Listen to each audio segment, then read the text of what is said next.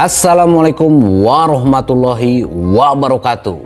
Selamat datang di Orasi Kritis, sebuah ruang untuk berpikir jernih, bersikap kritis, tanpa menghakimi sebelum pengadilan berbicara. Pada Kamis 8 Januari 2026, publik kembali dikejutkan oleh sebuah peristiwa yang menghidupkan kembali polemik lama. Dua tersangka dalam kasus dugaan pencemaran nama baik terkait isu ijazah Presiden ke-7 Republik Indonesia, Joko Widodo, mendatangi kediaman pribadi Jokowi di Solo, Jawa Tengah. Pertemuan itu berlangsung tertutup, tanpa konferensi pers, tanpa pernyataan langsung dari Jokowi. Namun setelahnya berbagai versi dan tafsir mulai beredar di ruang publik. Sejumlah media nasional melaporkan Egy Sujana dan Damai Harilubis datang ke rumah Jokowi dengan didampingi kuasa hukum serta relawan. Pertemuan berlangsung secara tertutup dan tidak dibuka untuk publik. Tidak ada keterangan resmi mengenai isi pembicaraan dalam pertemuan tersebut.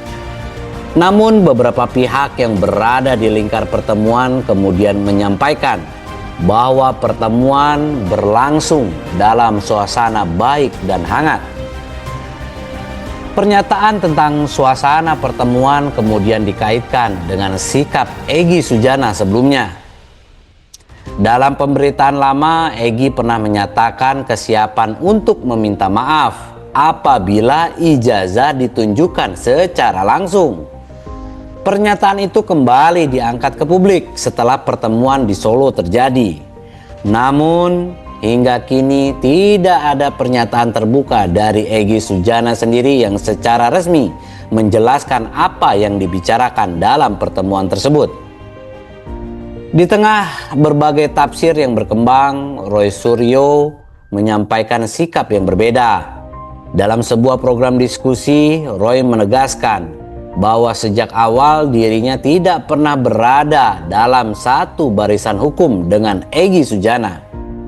Ia juga menyatakan tidak mengetahui detail pertemuan tersebut dan memilih untuk menempuh jalannya sendiri.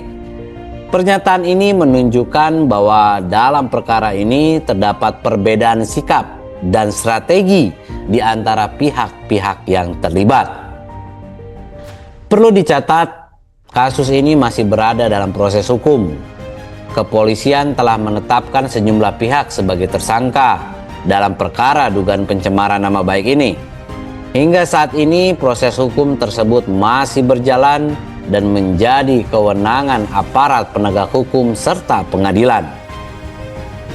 Dalam beberapa kesempatan sebelumnya, Joko Widodo juga sudah menyampaikan melalui media bahwa dirinya siap menunjukkan ijazah apabila diminta oleh pengadilan. Pernyataan ini menegaskan bahwa jalur hukum tetap menjadi ruang utama untuk menjawab polemik yang berkembang di masyarakat. Dari rangkaian peristiwa ini, publik dihadapkan pada dua pendekatan. Di satu sisi ada pertemuan tertutup yang dipahami sebagai komunikasi personal. Di sisi lain, ada pandangan bahwa penyesalan seharusnya dilakukan melalui proses hukum yang terbuka dan teruji. Perbedaan inilah yang kemudian memunculkan diskusi luas di ruang publik. Hingga hari ini, perkara ini belum diputuskan oleh pengadilan. Pertemuan tertutup, pernyataan personal, dan opini publik tidak dapat menggantikan putusan hukum yang sah. Publik ini menunggu, bukan sensasi, melainkan proses yang transparan dan dapat dipertanggungjawabkan. Karena pada akhirnya kebenaran tidak lahir dari ruang semu, melainkan dari ruang sidang. Inilah orasi kritis. Kami tidak menghakimi, kami tidak menyimpulkan, kami hanya mengingatkan dalam negara hukum setiap klaim harus diuji dan setiap pertanyaan berhak mendapatkan jawaban. Billahi taufiq wal hidayah. Wassalamualaikum warahmatullahi wabarakatuh. Sampai jumpa di episode berikutnya bersama Orasi Kritis.